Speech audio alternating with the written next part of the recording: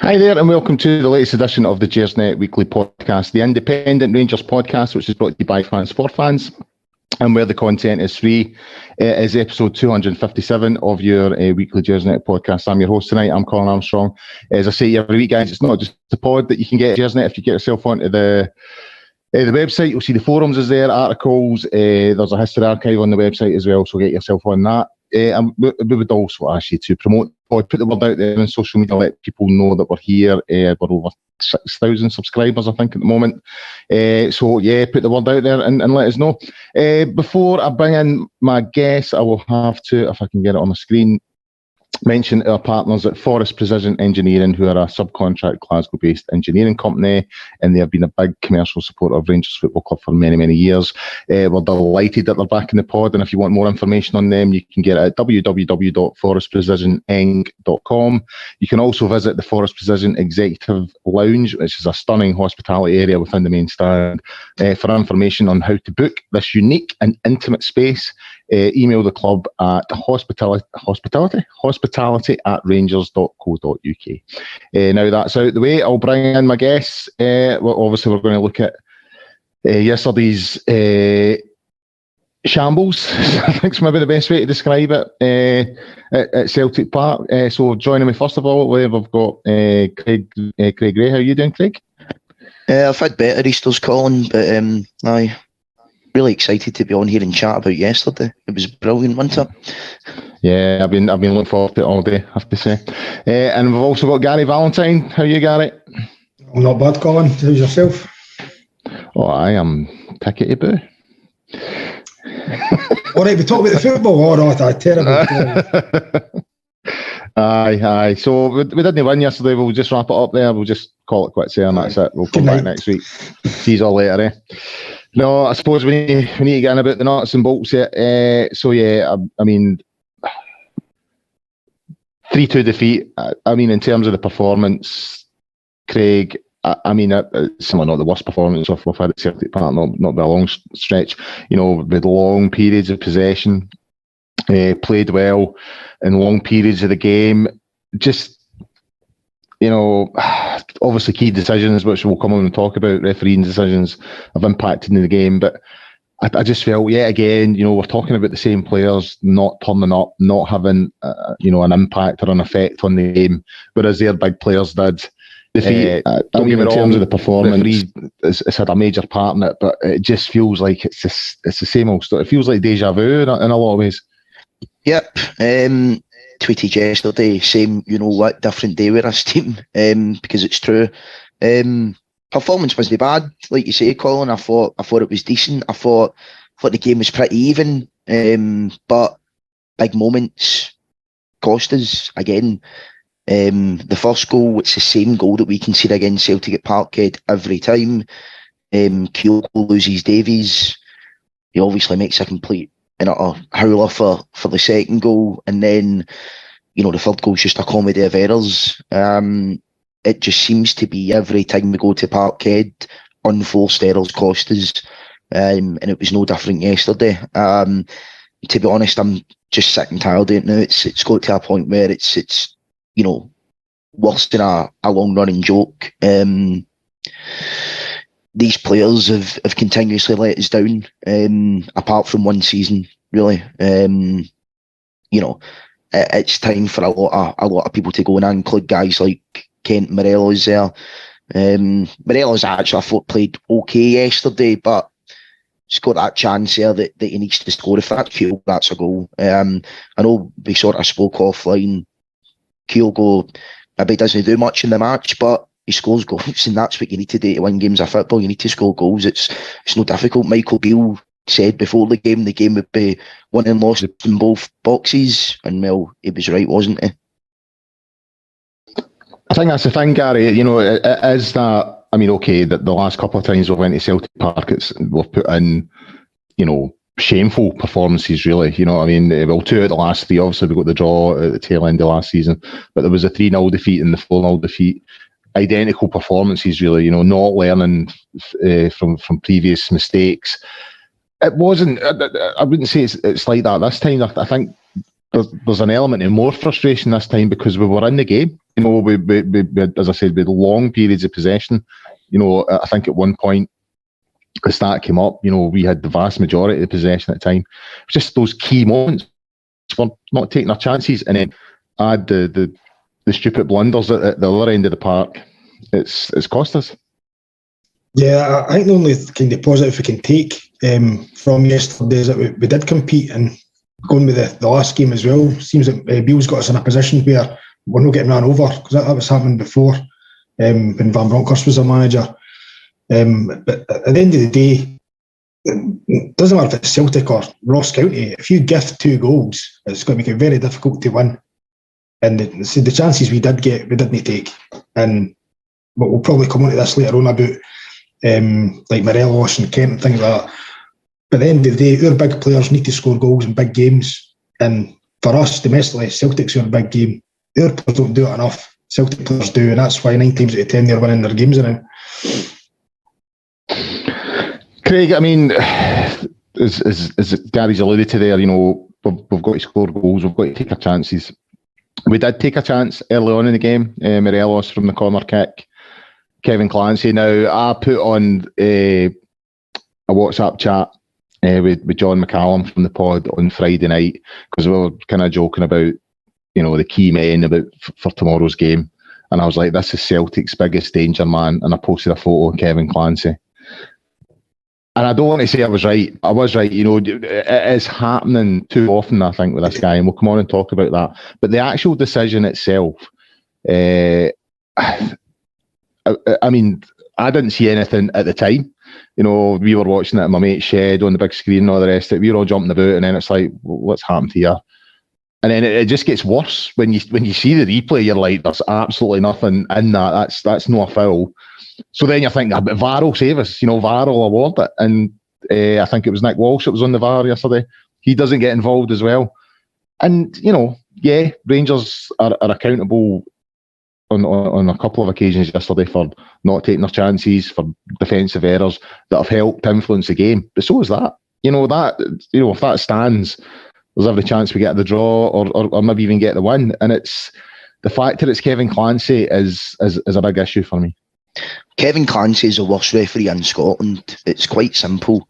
I don't understand why it is in this country that we continuously reward failure in Scottish football. You know, you can make blunders in big games and you can still get referee big games. His performance in the game in 2019 where Katic scored the winner was a joke. Yesterday again, just...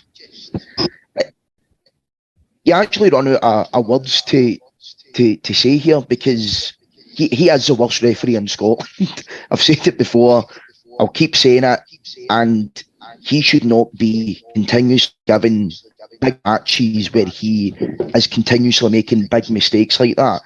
That decision, if anything, it's a penalty to us. Johnson's wrestling Morelos to the ground, and it should have been a penalty to us at least, possibly even a booking for Johnson as well. At the very worst, both players are doing the exact same to each other. So what do? You just let the play go on. That's what you do. Rangers are going to write a letter, I think, to the SFA to seek clarification or something like that. You know, we need to do more. Celtic have got their puppets in the media, continuously making comments about VAR. And the last few weeks, you've seen Celtic get big decisions. Hibs, you know, their player was sent off for a second booking, was never a sending off. Ross County, I do think that was a penalty to Celtic, but the issue that I had was the fact that Willie Colin added on like an extra minute at a time and just basically allowed play to go on until he gave Celtic a penalty. And then yesterday, 3 games in a row, 3 match days in a row, Celtic have had 3 massive decisions go their way, which shouldn't have been happening. And nothing's going to change. Nothing's going to change. The same referees are going to keep putting in the same performances time after time, and nothing's going to happen. They're going to get paid, they'll go home, you know, they'll train twice a week. There you go. It's the same thing. You know, I know we all talk about VAR as well. VAR should have saved it, and I should have, but I still don't understand how Clancy can't give it. He's got a perfect view. He's right in front of it. it's a running joke, to be honest, and I'm just getting sick of it, really. Gary, I mean, we have history with Clancy. You know, the game in 2019 obviously is one of them. Found an article the day from the Sunday Post from that game, because, you know, he gave Celtic a penalty, which wasn't really a penalty. You know, he sent Morelos off for next to nothing. I mean, he added on about 10 minutes every time in the hope that Celtic would get the equaliser. He also awarded Celtic's goal, which shouldn't have stood, because I think Carl McGregor hit it and it hit off, I think it was Edward's hand, and it's deflected it past McGregor. Now, he's come out at the time in this article in Sunday Post saying, yeah, I got it wrong. I admit I got it wrong. You know, the goal shouldn't have stood. But VAR will pick these things up in the future. Right, and then we've got that yesterday. You've also, I don't think people should forget his performance at Pittodrie, you know, a season or so back when he sent off Ryan Kent for absolutely nothing as well. And he's walking off the park at the end of the game, laughing and joking with Scott Brown. It's either really, really bad refereeing, which you hope is the case, or you are in the realms of, because that's 3 or 4 games now where you're like, I am starting to question your integrity on these matters. You're probably too young to remember Brian McGinley, but there was a referee in the 80s, Brian McGinley, who was just blatant when it came to Rangers. He just gave Rangers nothing, gave Celtic everything in all fun games, gave us nothing. I'm starting to feel that with Clancy. You know what I mean? It's Craig saying that he's the worst referee.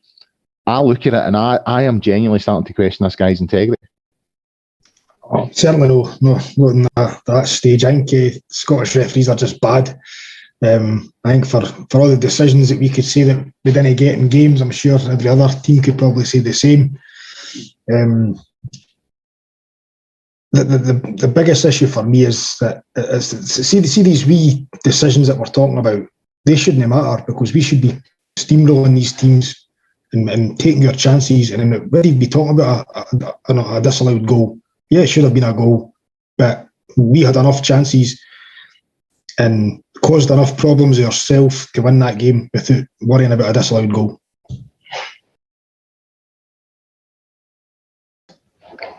I would disagree with that, but there we go. That's the nature of the game. Craig, on the issue of VAR, as I said earlier on, Nick Walsh was on VAR.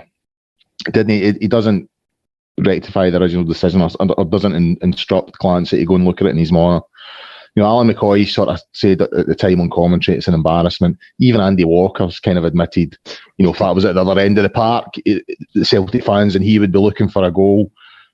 And again, I told you so, but I mean, I moaned about VAR coming into Scottish football for a long time. I've not been impressed with it since it's come in at all. I just think I think the main thing with VAR that people never took into consideration is it's the same officials. It's the same inept officials looking at VAR and making a call, a judgment. You know, there's nothing definite about VAR. You're still looking for someone's interpretation. You know, like with goal line technology, that's definitive. You know, the minute the ball crosses the line, we know because the technology is there to tell us that the ball has crossed the line. With VAR, you don't have that. With VAR, you just have the TV technology to ask someone to go back and look at it again. Now, in my opinion, we've seen what's happened down the road with the Premiership when it was introduced there. It's still no perfect. I was watching a wee bit of the Crystal Palace Leeds game today.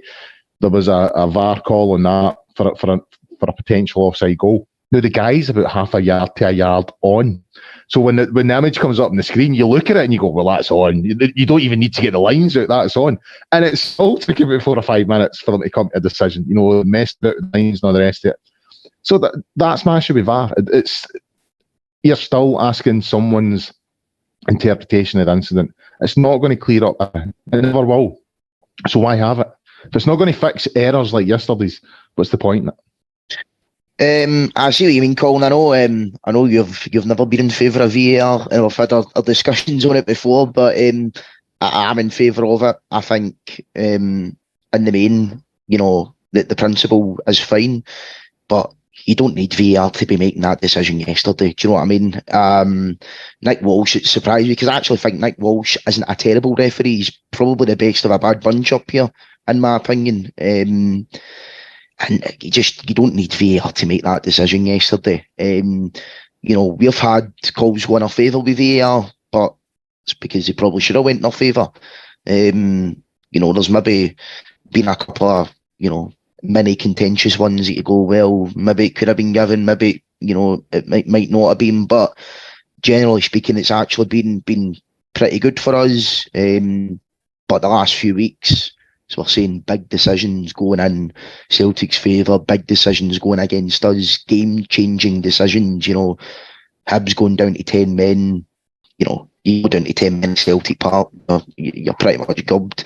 The penalty last week, yesterday, I know Gary touched on it, the performance, and we should be focusing on ourselves, and we do that. I like to think, as Rangers fans, we don't get the Toxies out and the conspiracy theories out like certain people. But yeah, you don't need VAR to be making that call yesterday. And to be honest, we're 12 points behind now, but Hibs get something for that game a couple of weeks ago. If Ross County gets something for that game last week, and if we get a victory yesterday, then it could have been a very, very different picture. But you don't need VAR to be making that decision yesterday. That should just be a case of looking at that and saying what's happened. Nothing has happened. It's handbags. Let the play go on. Allow the goal to be given. Johnson's played it really well. He knows that he's been beat by Morelos, and he's basically just went down trying to look for a free kick, and it's worked. So that's kind of just what you've got to put up with, but you don't need VAR to be making that decision yesterday. I just make a point on the VAR. Every fan that I know had said maybe 2-3 weeks ago that Celtic and their puppets in the media would start talking about the VAR for the semi-final. So we all seen this coming, that there'd be a big decision that would go Celtic's way, and that's happened. So what really frustrates me is that the club don't seem to do anything about it. They never play the politics of Scottish football. Celtic do, and that's how they seem to get the majority of the decisions. So I don't think it's anti-Rangers referees. I just think that referees are scared to get decisions against Celtic because their names and addresses will be on the internet all week, and they'll need to get abused at their work, and their kids will get abused at the school and everything. And it sounds far-fetched, but that's what happens. And these guys are human. And for all you can say that Clancy yesterday could have says it's close, but I better know. It's human instinct, and it really annoys me that we didn't put more pressure on them. I know we've said that we've wrote a letter to them, to the SFA, to explain ourselves a wee bit, and straight away you see Sutton saying, "Dear Rangers, I'll face shove the boy." Can make a fool of it, but when it's the other way about, it's damn right. So they should be. There should be a dossier made and all this kind of stuff. We just don't play that politics game well, and it's something we really need to do.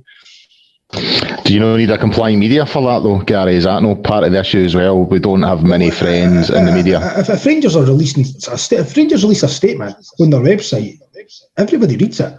It goes everywhere. And if you've not got people in the media, they need to get them. You know what I mean? I'm sure we could argue a couple of Rangers journalists or Rangers minded journalists. But I think the sort of ex-players that are in that capacity. I mean, McCoy certainly doesn't play that game. McCoy's is forever. He's different. Yeah, he's forever the diplomat, and Boyd does it to an extent, but maybe not as much as he should. But you're right, the likes of Hartson and Sutton and all the rest of them, and Tom Boyd crawls out the woodwork whenever anything goes against them. You know what I mean? It's just, I know we criticise the club for not doing enough on this, but I do wonder if their hands are slightly tied behind their back, and that's because of the landscape, the current landscape at the moment. I don't think we have a huge amount of friends, within the SFA and the sort of governance of the game. Don't think we have a huge amount of friends within the media. I think that makes it difficult for anyone who's trying to get positive messages out there about the club and to challenge things like the decision on yesterday. Sorry, it makes it difficult, because they've got their people everywhere that just shut it down, that just turn it into a farce. Yeah, fair point, but it's certainly something that we should maybe be a bit more vocal rather than the way it's perceived that we're doing nothing behind the scenes. Gary, I'll stay with you now. The first goal, as Craig sort of indicated there, it feels like a goal we've seen countless times now, coming down that right hand side, cross into the box, and I mean the minute it went to Kyogo and he was turning, you kind of felt it coming.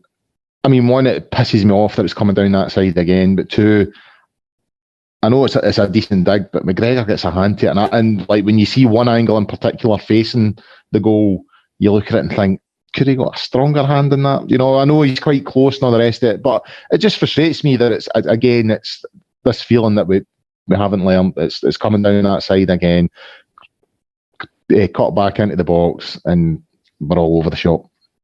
Yeah, it was clever strike play by him. He's let the defenders go in front of him, and he's taken a step back to get that space. But I agree with you with McGregor. I actually think he gets two hands to it, which is a bit more concerning. He could have maybe done more with it, but you see, well, it's just, we could probably replay this podcast for several games, and it'll be the exact same faults we'll find. And it's the same mistakes every big game, every biggish game, and we just didn't seem to learn from it. That's what's really, really frustrating as a fan. Like, see, of course, we'll get to Tav's goal. But Tav scored, I never even celebrated, because I just, in my gut, I just thought, we'll not win this, because the players just haven't got to fight for it. And they've proven time and time again that they'll just continue to let us down. And they did, unfortunately. Craig, I mean, when you think about the previous performances at Celtic Park, you know, again, I kind of made a joke to one of my mates about, especially when I heard Goldson was out, you know, and Suter was in. I was like, it'll be 3-0 after 15 minutes, the usual, blah, blah, blah. Half joking.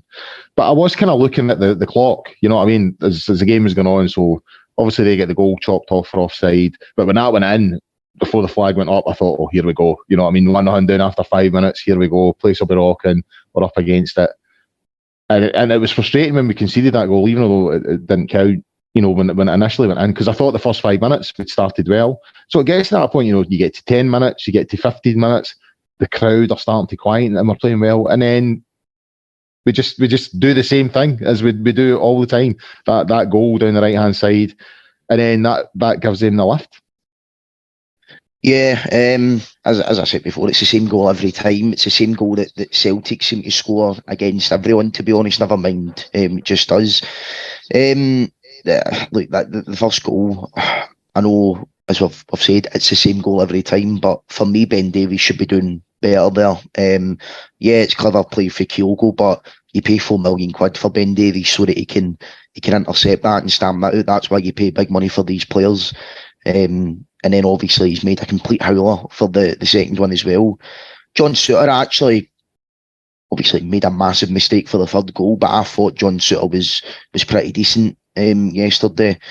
And you know, I kind of felt a wee bit sorry for him as soon as he made that howler for the third goal, because the camera's on him, you know, and you just know that he's going to be getting all the blame for that, when I think he was badly let down by Davies yesterday. And a wee bit out of character for Davies, because I think this season he's been pretty good. You know, he's played most of the games in his slippers, he's been solid, but when you pay big money for these players, you've got to do it in these games. It's all well and good having performances at home under United and whatever, but when you play against Celtic, you need to have big performances, and you know, just the second one especially, I just don't understand it. Just get rid of it.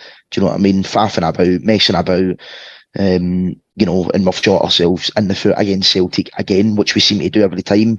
As I've said before, it always seems to be unforced errors. Celtic have scored, I'm trying to think, scored that many bloody goals against us this season, but most of them, I would say 80 to 90% of them, have been unforced errors. And you'll get people that say, well, you know, Celtic will, you know, do this or they'll do that to you, and you know, they'll force teams in to make mistakes. And yes, they do that. But at the same time, we are talking about genuine unforced errors here. The goal at New Year, Morelos just passes the ball to a Celtic player. then Tav doesn't take Maida out. The last goal that Turnbull scored in the 4-0 game in September, McLaughlin, Davies yesterday, it's continuous errors, continuous unforced errors, and, it's quite scathing at that squad and this group of players, because we're saying the same things about them every single game, every time we play Celtic as well, and it's getting beyond a joke now. Gary, I mean, on to Tav's free kick, I mean, I have to be honest with you, I was opposite of you. I mean, I was in my mate's shed, as I said, and we were all going off our head when that hit the net. And I genuinely felt at that point, well, we've conceded, we've came back, we've large chunks of the play. This is us, we're back in it now. But we also have to mention Tav. I mean, he got his 100th goal yesterday. You know what I mean? And, another milestone with the club, and he's had a great career with Rangers. But is there no an issue here, the fact that we're relying on Tav to get 2 goals at Celtic Park? You know what I mean? It's that's shown that middle to front, the boys they're not creating enough, they're not scoring enough. Because if Tav doesn't turn up yesterday, you know what I mean, we're not scoring. You know what I mean? That's the problem. And so is that an issue? The fact that and does that point the finger at further up the park at the players that are supposed to be a wee bit more creative, that we're actually relying? Because I heard Postecoglou made a sort of jive saying, well, the only threat they have is for free kicks or that kind of thing, sort of saying that we've got nothing in that final third. I don't quite agree with that, but I do think it's an issue that we're relying on Tav so much in goals for goals in these big games. You need Morelos, you need your other strikers, your Kents, all these guys, Tillman, all these guys to be contributing. When they get their moment up at that end of the park, they've got to take it, and they're not, and therefore we're relying on, as good as a free kick it was, and it was a cracker. I mean, when you consider the positioning he had, because he went central, because I think he thought it could either be Borna or Tav. So he's went fairly central, and I genuinely think that gives a keeper a better chance, rather than standing at one side and saying go and hit it at that side of the goal. And he was still nowhere near it. I mean, it was a laugh that he died for it, actually, because he was just never getting to it. But the fact that we're relying on Tav to do that for us, I think that's the problem here. I couldn't agree with you more. I said that not even just our 3 strikers yesterday, our attackers in general just don't do it enough in the big games. When Kent Smith got 2-3 goals against Celtic in 5-6 years, Morelos 2, maybe 5, 6, 7 years. It's just they're meant to be our 2 main guys. Then you've got Kyogo, who's been at Celtic two seasons, and that's about 5 goals in 3 games. Our big players didn't turn up, and the more Tav does things like that, it makes me actually feel bad for him, that he always seems to step up and the rest of them didn't do it, and he's going to be looked back in years to come as a player with all these individual honours, but he's only got to have a couple of trophies to show for it, and I think that's really unfair, because he's had a great career for us. Signed for 200 grand, was it? And it's probably the best signing we've ever made for that amount of money and what we've got in return. And I just really hope that these last couple of years before he retires, we get sorted and he can get more trophies, because he certainly deserves them. See, so just on the fullback, sorry, Colin. I was talking about this with my pal that's a Celtic fan yesterday, and he said quite simply, if you want to get to Rangers, get to the fullbacks. And I'm not talking about even so much defensively here, because we know Tav and Bourne have maybe been showed up against Celtic in games gone by, but if you compare our fullbacks to Celtic's fullbacks, right, Johnson and Taylor, 2 guys that don't really contribute in terms of goals or assists. I think I seen earlier, Johnson's played 11 league games, he's got 1 assist, but they're disciplined, they're quite solid mostly, and they've got a job to do. We rely on our fullbacks for output that much, that it's quite concerning, because if you've got neither Barisic or Tav having a good game, or if their delivery's off or what have you, we're struggling big time, and that is a concern. We need to stop playing, I think, with so much focus in these fullbacks. But the problem is, how do you do that? I mean, Tav's not going to change who he is. And I love Tav. I think he's great and what have you. But maybe in the future we need to look at maybe allowing the fullbacks to sort of have a wee step back in terms of the output. But I just think in terms of the way that Michael Beale wants to play, that's just how it is. But it's very, very concerning for me. But the Celtic ones, you all think modern fullbacks should be contributing goals and assists, and they probably should. But you don't need your fullbacks to be scoring if your midfielders and your strikers are scoring every week. So that's the difference there for me as well.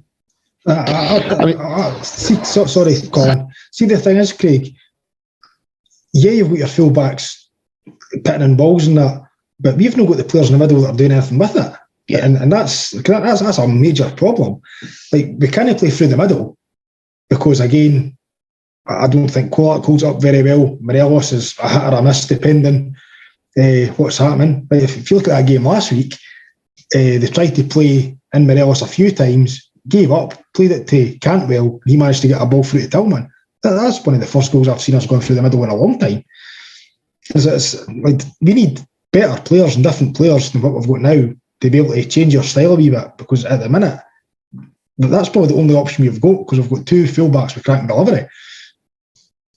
It's certainly a main outlet, and the fact, the fullback role has changed. There's no doubt about it. I mean, if you'd have said to me growing up, I don't know who was a right back now, Jimmy Nicholl. Jimmy Nicholl was never going to score 100 goals for Rangers. You know what I mean? Even Gary Stevens, when he arrived, as great a fullback as he was, and he was probably the best right back in my life supporting Rangers. But if you nowhere near 100 goals, you know what I mean? It's just, it's phenomenal what Tav has done since he's been here. But it does also highlight that we're a bit over reliant on them. And I think that the point that you made there, Craig, about your pal saying, hurt the fullbacks and you hurt Rangers. It's right if you can nullify them. You know what I mean? It's not even about, as you say, getting at them defensively. It's about just taking them out the game altogether. Then Rangers become a bit plodding. You know what I mean? They genuinely struggle. So yeah, it's a great achievement for him, and he deserves a lot of credit. But as you say, Gary, he deserves a lot more in terms of honours and stuff like that, because he is one of the only ones. When we go to Celtic Park, he does turn up 9 times out of 10. He's made a couple of errors in the past, but overall, for the bigger games, Tav turns up, and you feel sorry for him. Craig, on to the second goal yesterday. Again, just comical. It just really, really embarrassing, and to the fact that some guys, the minute Davis hit the first clearance, they thought it went out for a corner. So they'd started chatting to one another, and then they heard the cheer and they turned around and they're like, what happened there? You know what I mean? Why are we 2-1 down? And then when they see the replay, they're just like, unbelievable. I'm with you. I think Ben Davies has played well this season. I think the partnership he's got with Goldson has been pretty solid. But that is schoolboy stuff. He's the fact that he doesn't clear it at the first attempt is bad enough. I think that should just be going into Rose's head. But it can happen. He's not caught it right. But he's then got the second attempt, and rather than just clear his lines and set up for the corner kick, he tries to head it back into play, comes off Jota. And by the way, I have to be honest, I don't think McGregor covers himself in glory either. It seems to go through him a bit easy. So again, at a point when we felt fairly comfortable, we were holding our own. I don't think we played quite as well in the second half, I have to be honest. Going forward, I thought we had our best period in the first half. I thought we were giving the ball away a wee bit too cheaply in the second half. But we were still in it. And then you just hand them a goal. Just boom, have that. That's it, 2-1, we'll go for here. It's just, again, it's this reoccurring theme of just handing them goals. We just do it in every single game, especially at Celtic Park. Here, have a goal. On you go. And it's just that one, and that's maybe the worst, I've got to be honest with you, because he's got 2 cracks at it. He's got 2 cracks to get it clear. When he makes an arse of the first one, it's fucking clear lines time, and it's ball, man, everything, header out the park. To try and be clever at that point, it's really poor, really, really poor. Yeah, and it's, as we've said, it's the same old story with these players. Obviously, I agree there in terms of Davies, and he has done well this season, but like I said earlier, you pay £4 million for a guy, you need to do it against Celtic. To be fair, I think he's been decent against Celtic as well this season, apart from yesterday. But again, that's why you pay money for these guys. We desperately miss Philip Hollander, I think, in these games. He was someone who was a real calming influence on that team. And the recovery of Hollander as well, considering the fact that the guy can't walk, is really impressive. I think for the first goal yesterday, I know we've obviously mentioned it, but I don't think Kyogo loses Hollander. In my opinion, I don't think he does it. But he does with Ben Davies. Davies just hasn't switched on, and begs the question, and I kind of alluded to it at the time. Ben Davies isn't a guy that's played a lot of football in his career. He's 27, 28, I think. Kind of came out of nowhere. I know he was at Preston for a while, and then he randomly got a move to Liverpool. You're sitting playing in the reserves for Liverpool. You're not playing, first team football all the time. So, yeah, he is a quality player on his day. But,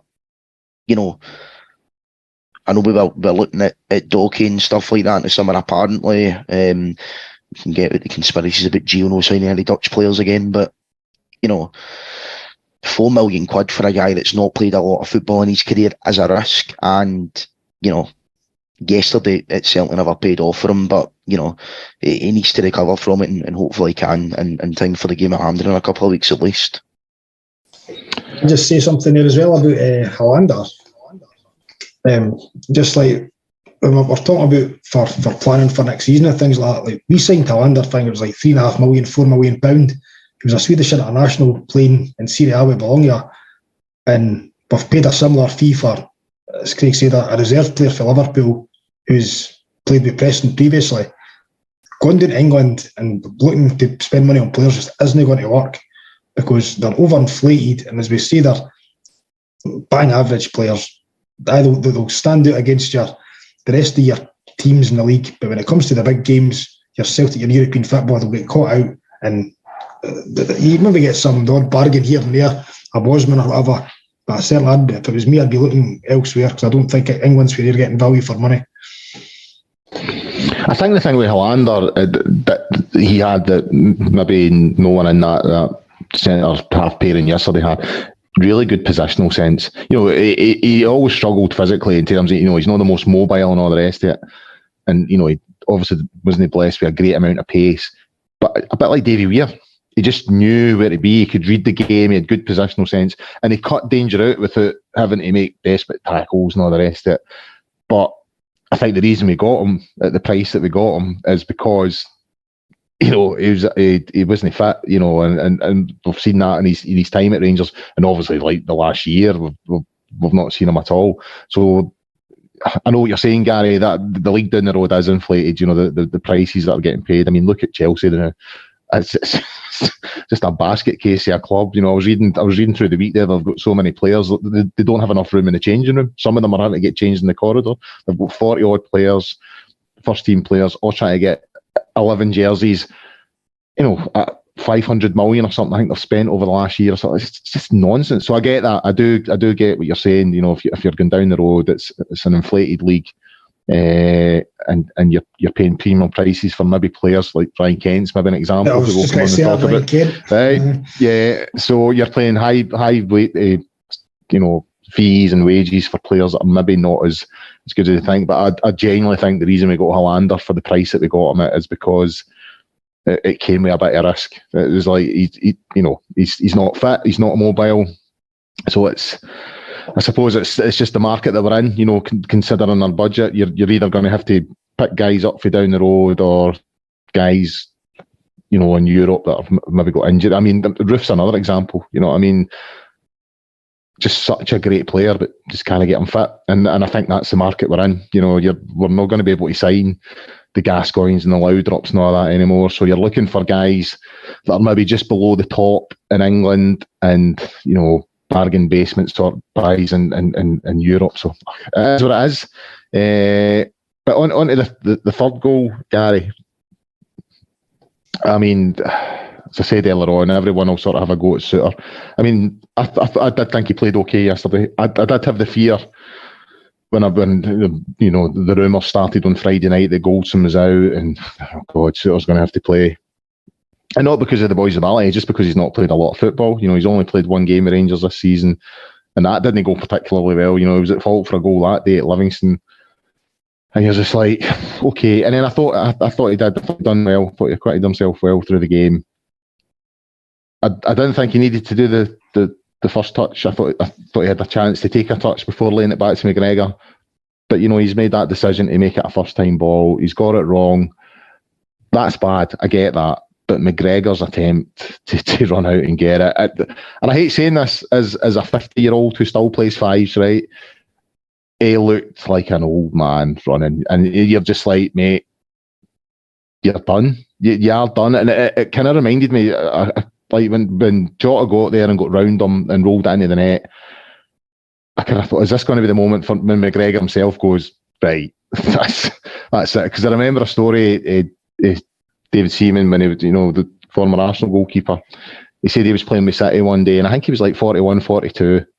It was like pissing with rain, and it was cold, and he just went, "What the fuck am I doing? Why am I still trying to play top flight football? What am I doing?" You know what I mean? It just sort of hit him like, why am I still trying to do this? And he made his decision literally there and then on the park. That's it. At the end of this season, I'm calling it up, calling time and retiring. And I just wonder if that's maybe a moment that McGregor's thought, you know what, 5 years ago, 10 years ago, I'd have got that, cleared it, it would have been fine. And it's not even the fact that he never got to it. It's when he realises that he's not going to get to it. He doesn't even attempt to dive to, because he can use his arms because he's a goalkeeper. You know what I mean? He just basically stops and lets Jota run round him. And I hate having a go at him because he's been such a great servant to the club. Obviously, he's been awarded with a testimonial and all that stuff. And he's been between the sticks in 2 European campaigns that have got us to finals and all that kind of stuff. A Rangers great, but time stops for no man. And I think that has to be the moment where we're like, right, this is his last season, no more after this. Yeah, it has to be. As I said, I think I Ross McCrory, they would have been out there like a whipping and then cleared the ball or whatever, but it was like, I didn't think it was like a 50-50. I think it was, if Souttar looks, he'd see that McGregor wasn't where he obviously thought he was, and it would have averted it. So that's the fault for Souttar. He should have looked. But McGregor just, as soon as that ball was made, you knew it was a goal. There was never a million years McGregor was going to get to that just because it is so slow. But it's you said before we even started recording, McGregor maybe shouldn't have even got a contract at the end of last season. But if he got another year, that'd be absolute criminal. Well, Kenny Miller was banging on about it last week, apparently, saying that he deserves another year. Surely the evidence yesterday suggests not, because that's the most obvious one, but the other two goals, I think there's an argument to say he was a little bit susceptible at those as well. I just think, as I said, I hate being critical, and because the guy is such a legend for the club. But as I say, time waits for no man. At some point, you have to realise that you're not an elite athlete anymore. I don't think he is an elite athlete anymore. Yeah, certainly. I've got high praise for him. He's the best goalkeeper I've ever seen for Rangers. And when I started getting into like proper following Rangers, Gorham was quite injury prone. I kind of missed his peak, but he's been a great player for us. You didn't want to see him go out that way. No, I mean, kind of played in a European final, Scottish Cup last year. He should have maybe hung up the NA, but maybe thought we'd do another chance in the league. I don't know. Is that the issue, Craig? Is it? I think last season would have been ideal for him. The Scottish Cup. Really unlucky not to finish his career off with a European winners' medal as well. Is maybe part of the reason he's signed on for another year, also down to the club and their inaction in terms of signing a replacement. I don't think McLaughlin has really done enough to show that he's a reliable number one. So why did we not have another keeper lined up? I mean, all the talk at the end of last season was McGregor was going. Why are we not looking at another keeper? Why have we not had someone signed? Because that must have, if Rangers have someone signed and they don't offer him another year. You know what I mean? They say, we're sorted, Alan, you either go and find another club or you go and retire. The fact that we've not had anyone there really to take on that mantle, I think that's part of the reason the club offered him another year. Yeah, I think with McGregor, look, I think he's done as well, but I'm petrified that we're going to have to go out and spend big money on a goalkeeper and we end up with a Barkas at Celtic situation. Because, you know, it's all well and good saying, you know, we should go and get this guy or that guy, spend £5+ million on a goalkeeper, which we probably do need to do, but we've seen in the summer, big outlay on players, and it's not worked out. Guys like Matondo, Yilmaz, you know, even guys on frees like Tom Lawrence is on big wages. So going out and spending money and getting people in doesn't guarantee success. I don't think Robbie McCrory's the one. I would have tried to bring him in a while ago, maybe, you know, the 55 season, give him a wee bit of game time towards the end, or, you know, last season as well. But, you know, I just don't think that any of the three managers really have fancied him at the end of the day. But, you know, it's to be fair to McGregor, I don't think a goalkeeper last summer was like the main priority. I think, you know, obviously we lost Aribo and Bassey. You know, we had to get Ben Davies and we had to get guys like Lawrence and what have you. Matondo was a signing that on paper was great because we've been calling out for a right winger for years. So, yeah, I don't think a goalkeeper was a priority, but probably does need to be in the summer now. The problem is, again, it's like maybe also, is it too much change too soon? Maybe that's part of the reason as to why, you know, a lot of guys get new contracts at the end of our season as well. But look, hindsight's a wonderful thing. I know people rabble on about, oh yeah, you know, we should have got rid of McGregor or even Steve Davis after we won the league because that was unfinished. Nobody was saying that at the time. Alan McGregor came off probably the best season in his career, the year that we won the league, and Stephen Davis was incredible as well.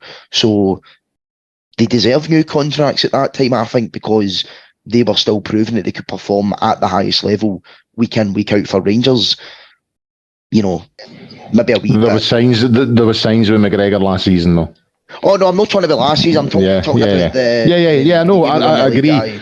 I agree. He'd earned that deal, but, you know, I do feel there was more than one example last season, I think, and this has to be his last season. Yeah. And then we've given them that extra year. And the talk of another year just is like it just gives me the fear, the total fear of having in goals for another season.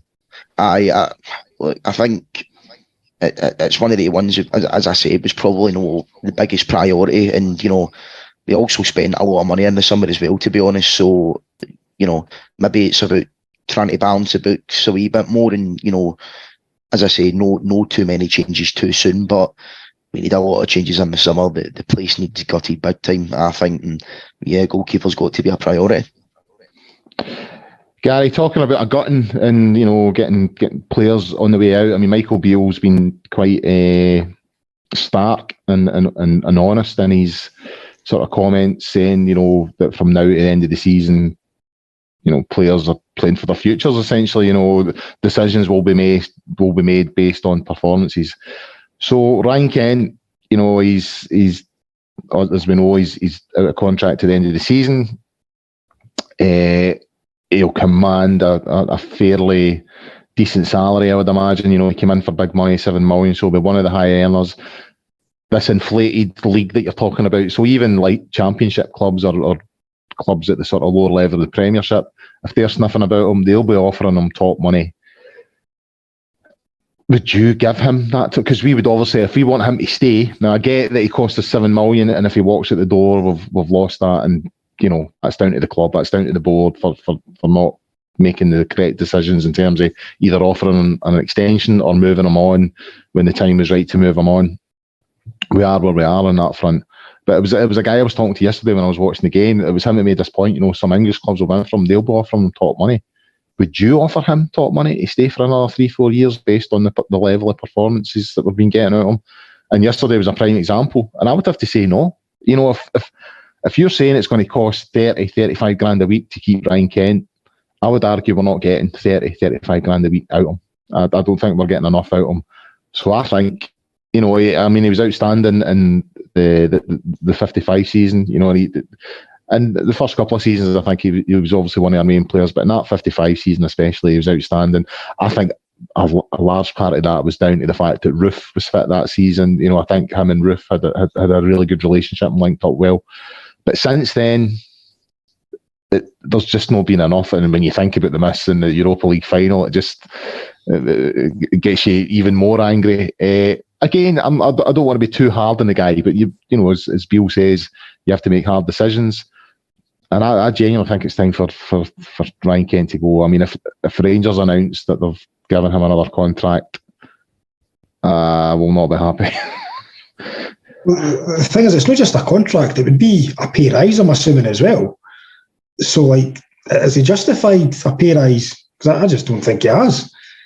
And so I mentioned this in the last time I was on the pod. We'll have a wage budget, and you've got Kent, Roof, Hollander, Morelos, a big list, McGregor. These guys will be on decent money, and you're not getting enough back for that investment. So we need to. I know we paid $7 million, hoping you'd get money back and things like that. But for just wages alone, we need to spend that money better than what we're getting now. Because I'm not saying he doesn't look interested, but he's certainly not playing 100%, and that's what's worrying. Because that game yesterday was, if we'd won that, the league race was back on. Our draw wasn't good enough, but if we'd won that, it was game on, going to another Old Firm game to go. And they just didn't look, he just didn't look interested. Morelos, I heard folks say on a podcast earlier, Morelos done okay. To paraphrase Walter Smith, that's not good enough at Rangers. And there's too many people that just go through the motions. And I predicted this with one of my friends yesterday. Once the league's over, we'll beat them at Ibrox, and it'll be quite a decent performance, and we'll beat them, and folk will go, see, they can do it, and that will change people's opinion of them. And we need to look at the bigger picture and say, they've done this for 5-6 years. Not just Morelos, most of that squad, they can turn on when they want to, but when it comes to the big games, or the important games, they let us down. And that's how, I really, really hope that Beale, as cutthroat as I hope he is, that he'll have some honest conversations with these guys and just say, look, he's gave us some cracking nights, some cracking moments, but he's only won 2 trophies since you've been here. I worked out earlier, up to Rangers going back into the league, there's been 20 domestic trophies to play for. We've won 2, Celtic's won 16 if we'll give them the league this year. So that could be 17 and 21 if they win the Scottish Cup. We've won 2 trophies, and the majority of those seasons have been with these players. They're no giving us enough. So we need to make drastic changes and see if we can try and flip that. Craig, Morelos is another one. There was an incident yesterday, and I agree. I don't think he was the worst performer yesterday. Certainly not. But he is another one that's it's been at the club a while. That, and Europe aside, in the Europa League, he's excelled at times. But in the league campaigns, games against Celtic, just not doing enough. And there's a whole attitude thing. He's been disciplined by pretty much every manager that he's played under at Rangers for various misdemeanors. There's the fitness thing, the weight thing. There was one in the first half yesterday. The ball sort of broke. I think it was a dodgy pass back. And it was sort of a 50-50 ball. And before it even developed, you knew he wasn't making it. You know what I mean? You kind of, and it's Morelos running for that. He's not going to make that. You know what I mean? And it kind of half chucked it, actually. And you're just thinking, you need, if that's at the other end of the park, a 50-50 with Kyogo, the pace that he's got, the centre half's on the back foot a wee bit thinking, well, I need to make this or this boy's in.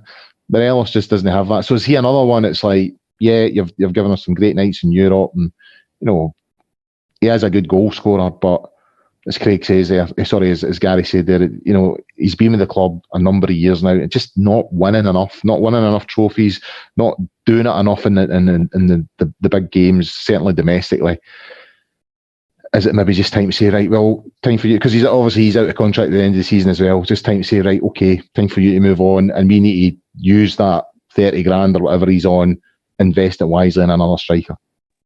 Yep, Ryan Kent and Alfredo Morelos should not be at Rangers next season. They just shouldn't be there.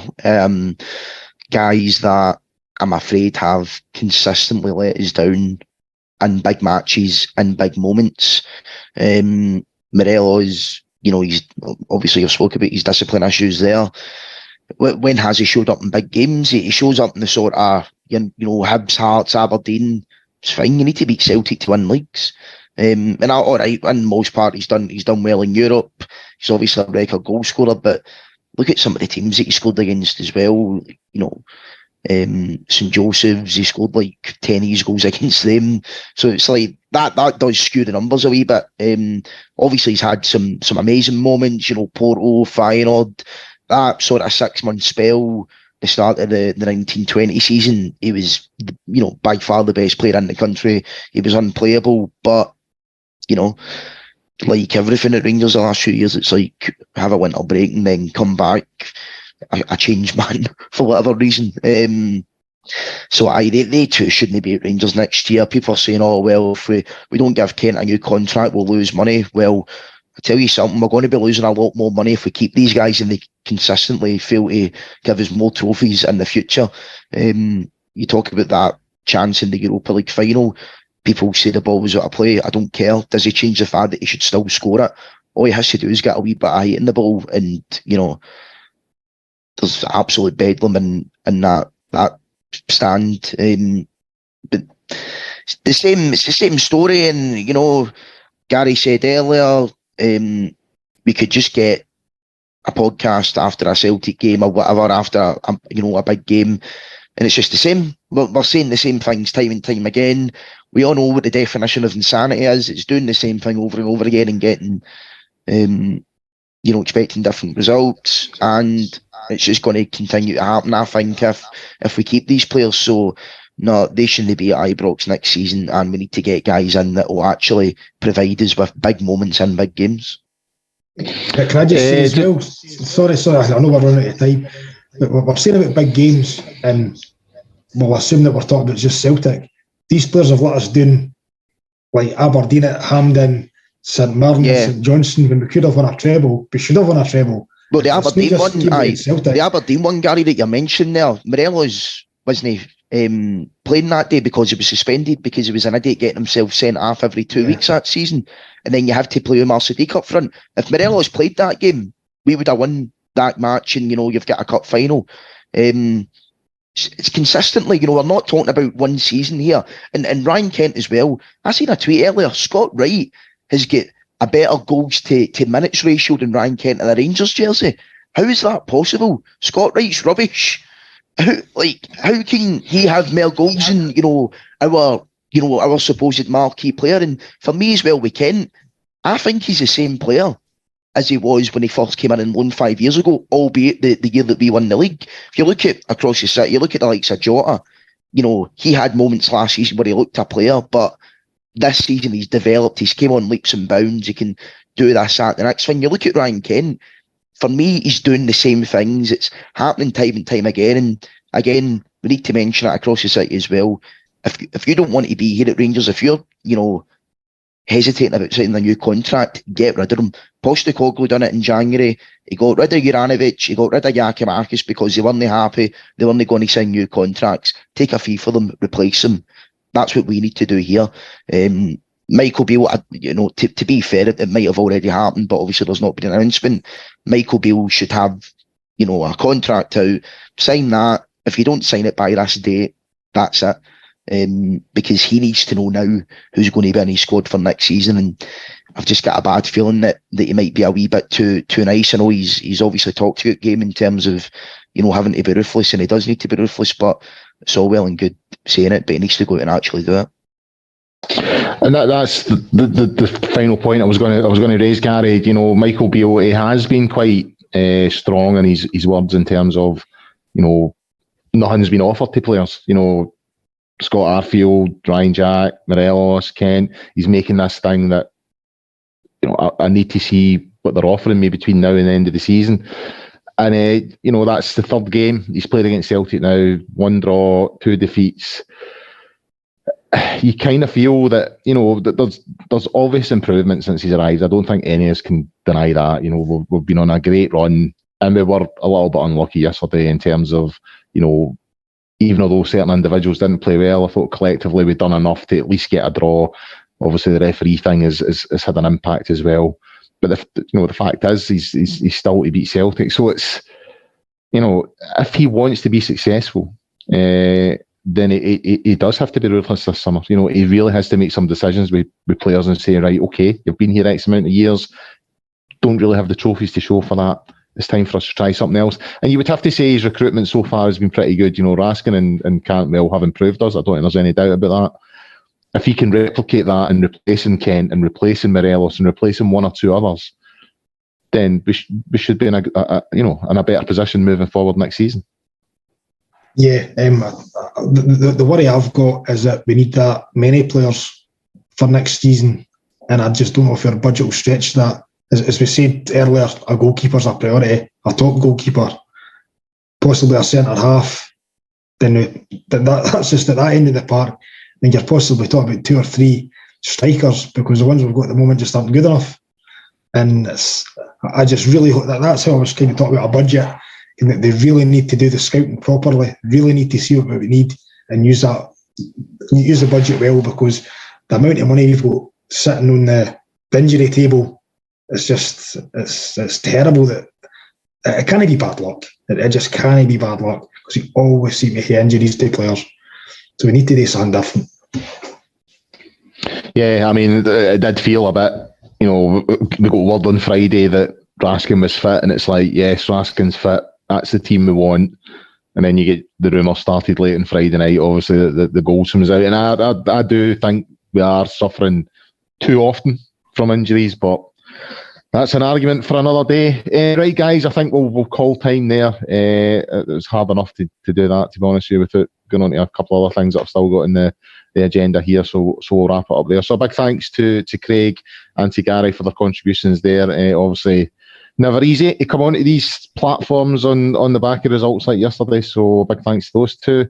We were live tonight. We were live on a Sunday night. But the show will be available to download and stream on a variety of platforms from tomorrow, including Acast, iTunes, YouTube, Castbox, Stitcher, Spotify, your usual places. As I said before, big thanks to Craig and Gary. We'll have a preview show out on Friday night. I believe it's John and Brian who are on that. So tune in for that. I think it'll be 9 p.m. on the Friday.